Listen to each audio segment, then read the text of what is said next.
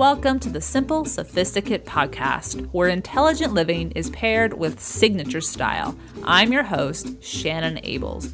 And whether you're listening on your commute, exercising, working in the garden, or sitting down with a hot cup of tea or a cafe au lait, thank you for tuning in. Let's get started.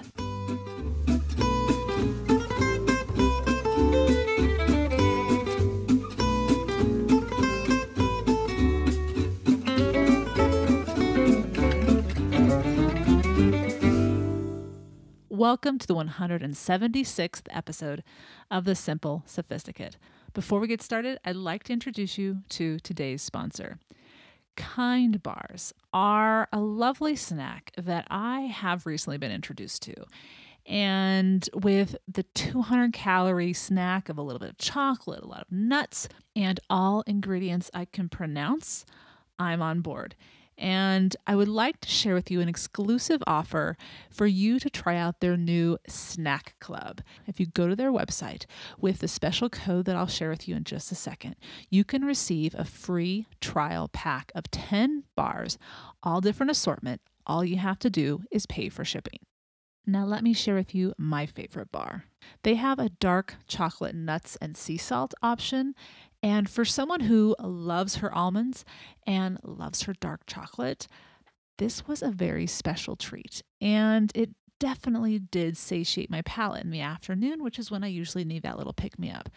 I have a feeling many of you have tried it as well. And now this way, you can try a lot of the different varieties that you maybe haven't even seen in the store, because not all stores have what you will receive in the variety pack. So visit kindsnacks.com/TSS. Again, that's kindsnacks.com/TSS, which stands for the Simple Sophisticate, for your free trial pack of 10 bars. All you have to do is pay for shipping. Today's episode was inspired by a handful of different things I have seen and read, and it all kind of came together at once, and it just, well, let's chat about it. Today's topic is to be the hero of your own story, and I'm going to share with you reasons why and also how to do that. As well, this week's Petit Plaisir is kind of a twofer. And I just couldn't help it. So I have a recipe for you that's oh so simple, and a book you're going to whiz through if you're looking for some life inspiration to be yourself. So stay tuned at the end of today's episode where I'll talk about both of them. But let's get into today's topic. Be the hero of your own story. Why and how? I want to begin with a quote, and this quote came from Reese Witherspoon when she accepted the Emmy Award at the 69th Primetime Emmy Awards for her involvement in Big Little Lies. Bring women to the front of their own stories and make them the hero of their own stories. Before I dive into breaking that quote down and this entire episode, I want to say that today's a bit of a spoiler for anyone who hasn't seen the movie Home Again, starring Reese Witherspoon, because it plays into what she's talking about. So if you really don't want to know the ending of that movie, albeit it's still so worth watching, I just wanted to kind of let you know. That'll come in about 10-15 minutes. The power of a Hollywood script, which makes it to the silver screen, as well as to the small screen, better known as our television sets, is unconsciously more powerful than most viewers realize, especially younger viewers, unaware of the biases, the exigence, and purpose of the writers and creators, as well as the producers. Novels, as well, must be sold to a publishing house, and if the publishers do not believe they will be able to sell the plot to readers, the manuscript isn't accepted. Doesn't mean the story wasn't worthwhile or well done necessarily. It just probably, in their eyes, isn't something that will sell. In other words, what determines the plots that will eventually be published, produced, and brought to consumers is what will sell. But the obvious flip side is we need to become savvier consumers of entertainment. The good news is producers will listen to noticeable shifts. For example, in 2016, the movie ticket sales indicated that the largest growth in sales was taking place with Latino moviegoers. As a result, or possibly due to this, films began to offer more diversity in their casting than in previous years. I share this example because when Reese Witherspoon accepted the Emmy with the ensemble for Big Little Lies last weekend, she starred and was an executive producer of all 7 episodes of that series. I had to give her credit. She lives what she desires to be brought to the forefront in Hollywood films and series. Women being the heroes in their own stories.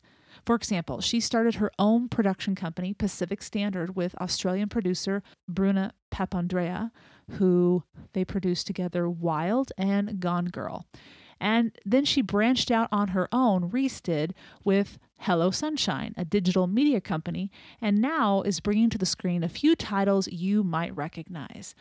Eleanor Oliphant is Completely Fine, and Something in the Water.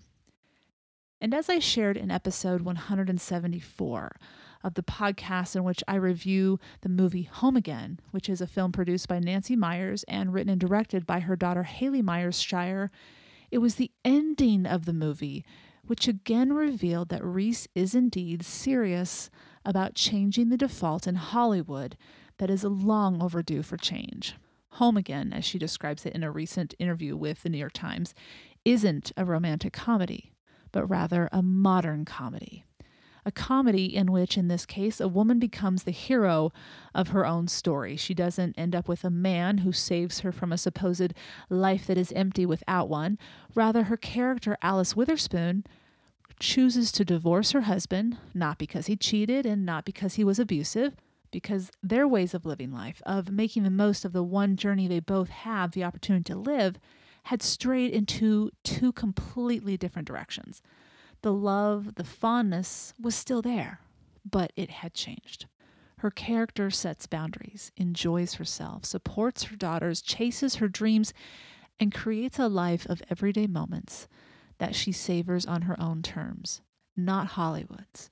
Well, I guess in this case, yes, technically it is Hollywood, but she is now a part of Hollywood, Reese Witherspoon, and so is Haley Myers-Shire, and they are changing what the definition of a happy ending is.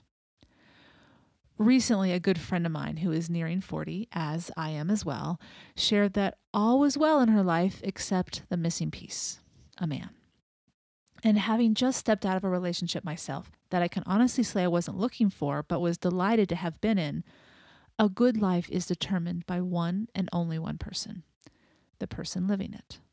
I continue to urge readers and listeners to fall in love with their lives, and I share a link to a post that I wrote a few months ago. To cultivate a life you enjoy living regardless of your relationship status, because whether you are in a relationship or not, your issues, the hiccups you haven't dealt with, will continue to bubble up. The stresses you haven't figured out how to handle will continue to exacerbate and hinder your ability to savor the everyday goodness, and the relationship skills you still need to polish will continue to seek your attention until you heed them, whether in a relationship with a lover or a friend. I am not saying being loved and sharing love isn't an extraordinary experience. It absolutely is. But believing that our hero is someone other than ourselves to assuage our conjured up emptiness is a lie that we have accepted, man or woman. And depending upon the known or unknown perpetuators of this life storyline, Hollywood, novels, parents, church, school, etc., we need to relinquish them. Because I wholeheartedly not only believe but can say to know as a truth that every day can be truly breathtaking with or without a partner. And the key is to be the hero of your own story. So how do you do that? Well, I have 16 ways to help you get started. First one, find an outlet for your love. Begin with yourself, and then with what is left over, choose from the following: a hobby, a passion project, a cause you believe in to your core, your pets, your career, your family, your friends, the world. Next thing to do, strengthen your innate talents and deepen your passions. Next one, find others whom you trust to fill the gaps where you are weak. For example, maybe money isn't your strength. You can do the basics, but you need someone to really make sure that you're making the most of your savings. So seek out a financial advisor that you trust, or a trusted CPA. Or maybe fitness is your is your weak area. You can do the money. You've got your career on track. Everything's going well except for your health. Seek out a fitness trainer or maybe a nutritionist. Next, earn your own income. Next one, be proactive. Strive daily toward your dreams. Stop waiting for opportunity to plop into your lap. It's similar to a moving target. You have to keep moving to stay up with it. And the closer you get to it, the easier it is to attain it. Next, save for retirement beginning yesterday. Next, come to understand your limits and boundaries and speak up when they are crossed without apology, but do so civilly. Learn to communicate effectively. Next, step up to the plate when needed and only 60% or more ready, not when everything is perfectly set up and you're 100% ready, because you'll always be waiting. You'll never be 100% ready, but at least be closer than you were yesterday. Leap when the opportunity presents itself. Next, build other women up. This one is huge, and the next point ties into it. Never judge another woman's life decisions. Follow Amy Poehler's advice and simply quote when observing a life path taken by another woman that you wouldn't have chosen for yourself, "Good for her, not for me." Next, refuse to be talked down to, whether by names such as girl, boy, little lady, son, when you're not their son, or even sweetheart, depending on the tone and the context and who's saying it. Or by limitations. In other words, others assuming lack of knowledge or capability on your part and they don't even know you.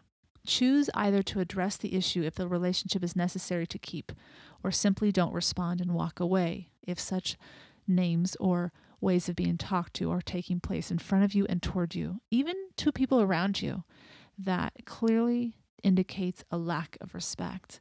Change in what will be tolerated won't change until we speak up in a manner that is calm and clear. If not for yourself, then for the women or men around you and those that will follow you. Next one, understand that setbacks are part of the journey, so stand back up and keep going. Next one, remember Billie Jean King's quote, "Pressure is a privilege." Do something with the opportunity when you are given the chance. Even if it brings a little bit more stress into your life, you have more decisions to make. Be thankful you have the opportunity to make decisions. Be thankful for the pressure. Next, choose well and choose for you. As you come to trust your instincts, this will happen in small and big bursts throughout your journey. You will begin to know what is best for you. The better you know yourself, the quicker the decisions will be made. And last but not least, be courageous. Say yes to something you've never done before, but that is on the trajectory of the journey you wish to be on to help you reach your goal. No matter how trepidatious you may be, you will come out on the other side realizing there was nothing to be afraid of, just the unknown. And now it's not unknown anymore. I want to end with a quote that ties into being courageous from Brené Brown and her new book, Braving the Wilderness. Quote, "Once we belong thoroughly to ourselves and believe thoroughly in ourselves, true belonging is ours."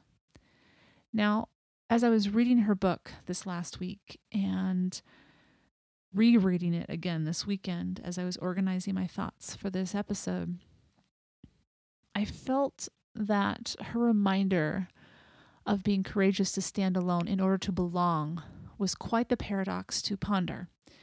And it really tied well into what we're talking about today, being the hero of our own story. When we step away from the city or the place of comfort that is not serving us and choose to go toward the wilderness, it can be terrifying initially, as she talks about. But as we step away from seeking the approval of others and head in the direction of the wilderness, the first step, she says, will take our breath away. In other words, it will be frightening and terrifying, but also amazingly different. Something we've never experienced before. But within that moment, yes, there is fear. Understandably, there's a lot of unknown. And she brings into this conversation in her book a woman who is a writer, a pastor, a philanthropist, and a community leader named Jen Hatmaker. And this woman shares that the loneliest steps are the in-between. So from between what you know and the wilderness you're heading toward.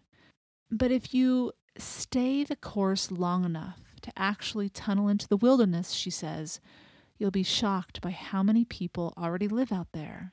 And they are thriving, they are dancing, creating, celebrating, and belonging. And I thought that was an interesting quote to ponder. For me, how I interpreted that, and obviously each of us will interpret it a little bit differently, I interpret it as continue to strive forward. Trust your journey. And ultimately, if we can all just remember and live each day this way, who we are and what we can give to the world being our best gift, the final quote I want to share with you is that true belonging doesn't require any of us to change who we are. It requires us to be who we are. And that's scary. That's what's going to take the courage to stand up and be on our own. But that's ultimately, as she says throughout the book, what brings us to true belonging. So I'll leave a link to her book on today's show notes, the simplyluxuriouslife.com/podcast 176.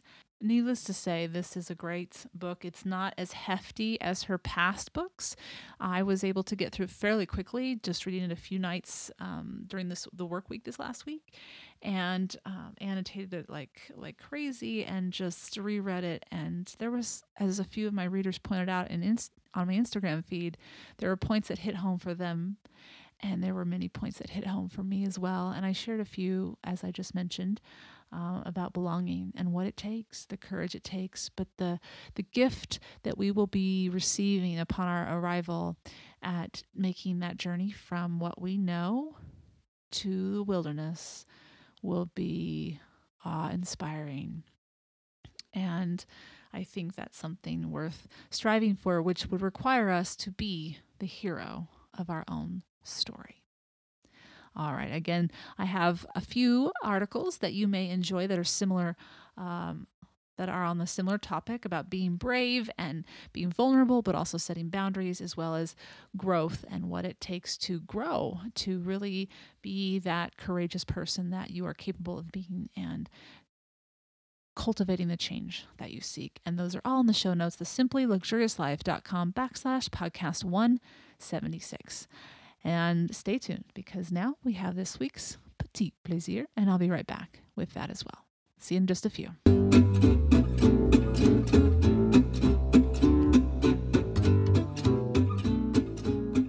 Welcome back.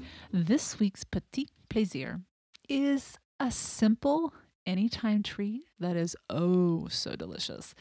It is the simple pairing of French melons and prosciutto. And I share this with you because I didn't know about these melons until I came across them in my local farmer's market this past Wednesday and learned a little bit about a bunch of different types of melons. Well, as I mentioned, I was perusing through my local market and I noticed that a lot of the fall harvest was becoming available. You had a lot of pumpkins and gourds and apples and pears. But then I saw a melon stand. And I'm thinking, the melons are almost done. I better see if I can, enjoy a few more before the season wraps up.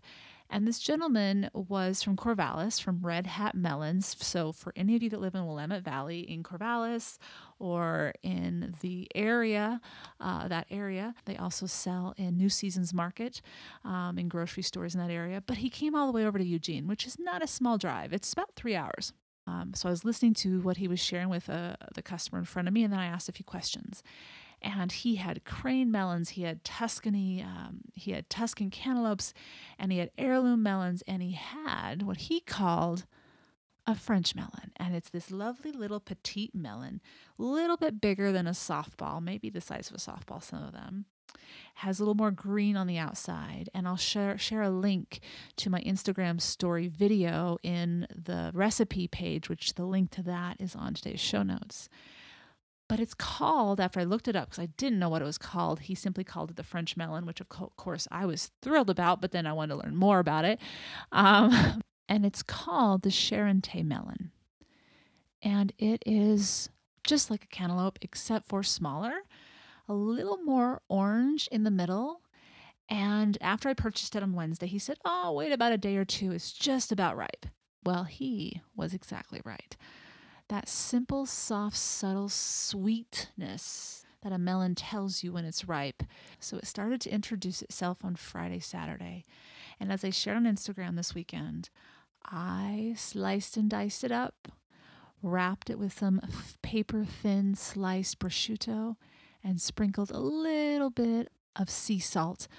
And that melon was so sweet and so scrumptious that it felt like summer's farewell, a beautiful end to a season that offers so many good things, so many unexpected things, and a way to put a lovely end to maybe some things we didn't want to have happen, and remind us that next season, this season that we're going into fall, can be lovely as well. So the recipe really isn't a recipe in the sense that you're not measuring anything. All it is a melon of your choice. You can use cantaloupe, you can use Tuscan cantaloupe, whatever melon you want to use.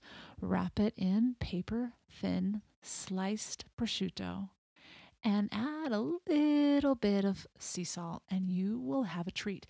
Now, you can have this treat for an appetizer. I've done that. You can have it for breakfast, or you can have it for a snack. There's so many different times of day you can have it. So I think you'll enjoy. I hope you've enjoyed this week's Petit Plaisir, where each week ideas are shared to make the everyday all the more enjoyable. Tune in at the end of each Monday's podcast where I'll recommend a book, a film, or a recipe.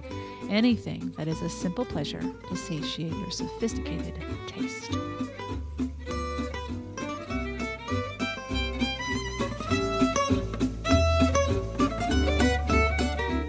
Thank you for tuning in to the Simple Sophisticate podcast, where intelligent living is paired with signature style.